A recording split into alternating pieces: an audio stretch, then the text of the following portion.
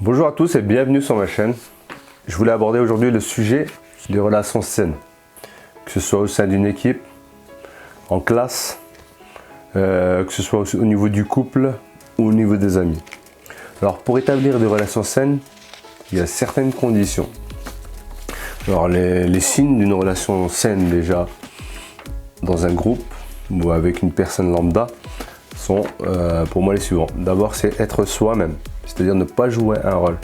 On a tendance de temps en temps à vouloir jouer un rôle devant les autres, à se comporter comme quelqu'un qu'on n'est pas. Et au bout d'un moment, ça crée des tensions, des conflits parce que on est quelque part, on est schizophrène, on n'est pas soi-même. Alors il faut rester soi-même, avec ses qualités, ses défauts.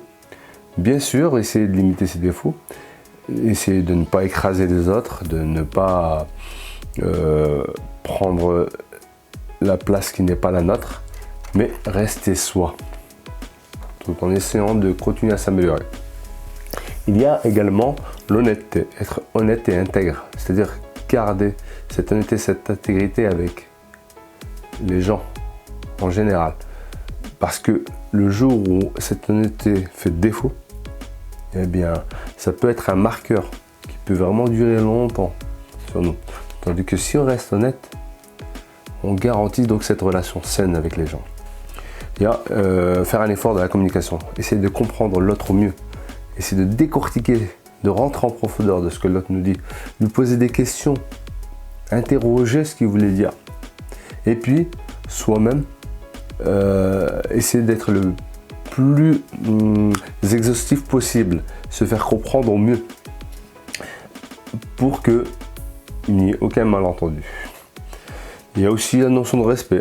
C'est quelque chose dont on parle beaucoup, mais vraiment là c'est important. Si je te respecte dans ce que tu es, si je te respecte dans ma relation à toi, et que tu me respectes, cette relation sera vraiment saine. Il y a également, je dois me sentir en sécurité avec toi. Je suis avec toi, je sais qu'il ne m'arrivera rien. Je suis en sécurité, je suis bien. Alors que si je me sens vraiment en insécurité avec toi, j'ai peur que tu me manques de respect, que tu t'emportes ou que tu me causes du tort d'une façon ou d'une autre, alors là, la relation ne sera jamais saine. Il y a également la confiance. C'est je peux compter sur toi, tu peux compter sur moi. Une confiance, je pourrais qualifier même d'une confiance aveugle. Plus cette confiance est grande, plus la relation est saine. Quand je parle de confiance, je passe au point suivant, le support.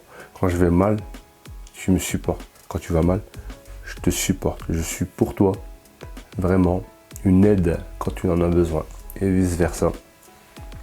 Et il y a l'égalité et l'équité. On a les mêmes droits, on est au même niveau. Je n'essaie pas de passer au-dessus de toi.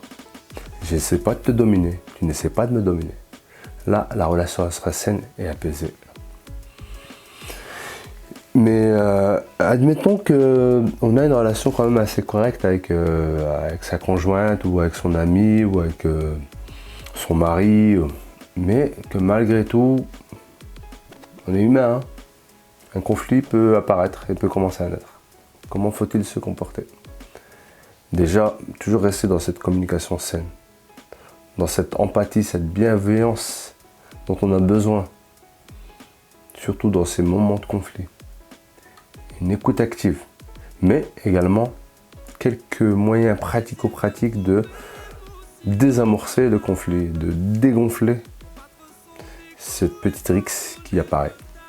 C'est rester calme, une grande respiration. Je reste calme, je me maîtrise. L'homme fort, c'est celui qui se maîtrise au moment de sa colère. La femme forte, c'est celle qui maîtrise ses émotions quand c'est nécessaire. Ensuite, ne pas rentrer dans les accusations. Je pars du point de vue que tu es le plus sincère possible. Donc je ne vais pas essayer de t'accuser, je vais essayer de comprendre ce qui s'est passé. Pourquoi tu n'es pas venu au rendez-vous? Pourquoi je n'ai pas pu compter sur toi à ce moment-là? Pourquoi tu as dit ci? Pourquoi tu as fait cela? Et là, en essayant de comprendre, en rentrant dans cette compréhension, je vais pouvoir désamorcer ce conflit. Je ne t'accuse pas, tu ne m'accuses pas. On essaie de se comprendre. Ensuite, parler du problème, mais essayer de trouver des solutions. Ne pas ressasser le passé, ne pas parler de vieux conflits, mais on parle de ce problème à l'instant T et on essaye de trouver une solution. Peut-être que j'ai mal compris ce que tu as dit, ce que tu as voulu faire. Peut-être que c'est l'inverse. Mais pourquoi il y a eu problème et comment le résoudre? Et enfin, également, prendre du recul. Au moment où je sens que ça monte en moi,